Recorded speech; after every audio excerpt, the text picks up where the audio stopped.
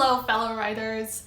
This is going to be the first entry in a 7-part series that I post all about how I got my young adult novel traditionally published, or at least sold to a Big 5 publisher. I am going to let you know about really what I think are the 5 most common ways that writers find ideas in this video. One of the best techniques is to think of a what-if question. And this is sort of how I came up with the idea for my novel. But essentially looking at history, looking at the world around you and thinking, what if something were different? The what-if question is all about asking yourself and letting your imagination run away with the idea of what if something had happened differently? What if Christopher Columbus had never discovered the Americas? Or what if a boy didn't know he was a wizard, right? These are the questions that allow you to sort of play with the world around you and just imagine a different reality, and it's a great source for novels. This brings me to the second strategy for finding novel ideas, and really my favorite, and that is research. And I would say, so going back to what I said before, the way that I came up with my novel idea was a combination of research and what if. So when I talk about research, I mean think of a topic that you're really passionate about, whatever that is. It could be current politics, it could be math, it could be music, it could be whatever it is. Think of something that you're really passionate about and spend time playing in the world of that topic. Read lots of books on that topic, go to lectures about that topic, watch videos on YouTube about that topic, and really just immerse yourself in it. And then as you do so, allow yourself to sort of play with all of the different possible scenarios that could happen related to whatever it is you're interested in. So who might be the heroes and villains within your interest area? The third strategy for coming up with novel ideas is to read other books, read other novels. Writers read all the time, and other books are sources of inspiration for our writing. All books, like all art, they exist in conversation with one another. So any given book that you pick up off the shelves today, any given novel is gonna demonstrate influences from other novels and stories throughout history. So read as much as you can. The fourth strategy is writing prompts. So even though this may sound kind of cheesy, writing prompts can be a really good way just to get your mind running and thinking in a different manner. So for example, I once went to a random website and pulled up a whole bunch of writing prompts. And I settled on one that sort of caught my eye, and that was planting a spring garden. And so I started writing a story about a woman who was planting a spring garden, and almost immediately it came to me, oh, so this woman is planting a spring garden because she's going to be dead before spring and she wants something to live on after her for her family. So that was the first thing that came to me. And I kept going, and as I kept going, that simple writing prompt turned into a novel, an entire adult thriller novel. So I haven't done anything with that novel yet, but it does exist, and it all sprang from this very random writing prompt that I found. So there are tons of websites that have writing prompt generators or just lists of writing prompts. I'll list a couple below in the comments or above the comments. So check it out and give it a shot.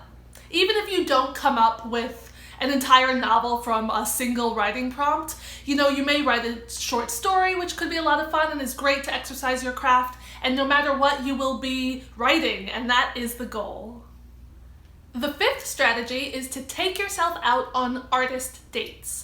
Now, if you've never heard of this, then I suggest you pick up the book either from the bookstore or your local library, The Artist's Way by Julia Cameron. This is really a classic that a lot of artists of various different disciplines rely on and swear by.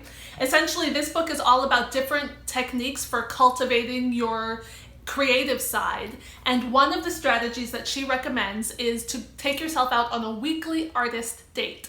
And this is something that you do alone. It's very important that you do these by yourself so that you're giving your brain time to operate and reflect on what you're experiencing. And it just means taking yourself somewhere interesting once a week, somewhere out of the ordinary, out of your normal day-to-day. So that could be to a museum, it could be to see a movie, it could be just to go to a craft supply store where you can play with a lot of different materials, or to a musical instrument store if you are musically inclined, really or it might just be a walk in the woods or a visit to a nearby park. The idea is to take yourself somewhere interesting where you can really engage and entertain your brain without any, real outcome or purpose to it aside from enjoying yourself and nourishing your creative soul, really. So I definitely recommend the practice of artist dates, and I will link to Julia Cameron's website below where she explains this more in full. I will add a bonus strategy, which is travel. So similar, sort of a bigger, taking the artist date on a bigger scale, right? So travel is a great way to open your mind, to let your imagination run wild and experience different cultures and be influenced by lots of different surprising things. So I definitely think that travel is a wonderful way to feed your creative side as well. So the last thing I'll do in this video is tell you about how I found the idea for my novel, Daughters of a Dead Empire, which is coming out in spring 2021. So I was, and I mentioned this in one of my other videos, but I was obsessed with the Russian Revolution at the time, and so I was reading, about 5 years ago, I was reading book after book after book about the Russian Revolution and just the history of the time period. And it was while I was reading an account of the execution of the Romanovs that the idea launched itself into my mind. It was the what if idea. What if Anastasia had survived? And obviously I'm not the first person to ever come up with that what if idea.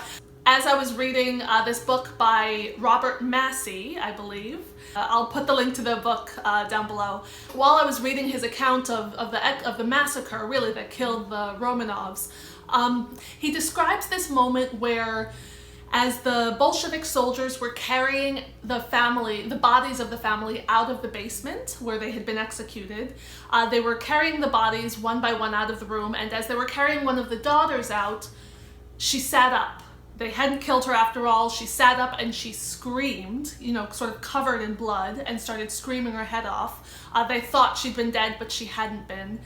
So they, of course, tragically what happened was they were there to kill her, to kill all of them, so they, stabbed her until she died. But what struck me was the what if she had woken up just a little bit later? What if she had woken up in the bed of the truck that they were using to carry her family's bodies into the woods to bury them? What if she had managed to escape from that truck and run away? She would have found herself in communist territory, but maybe she would have found a kind soul who would have helped her survive, or at least been willing to help her survive, not knowing who she was, in exchange for some money. And that is what happens in my novel and where the book takes off.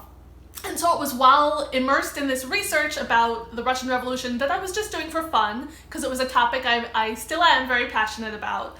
It was while I was doing that the what if idea came to life for me, and my novel was born from that. That's the story of how I came up with my novel. I hope that these ideas are useful to you in thinking up your own ideas for novels or short stories or whatever it is you want to be writing. In my next video, I'll talk about what you do once you have the idea, which is crafting a first draft. If you like this video, give it a thumbs up. If you have any questions, stick them in the comments, and I hope to see you in the next video.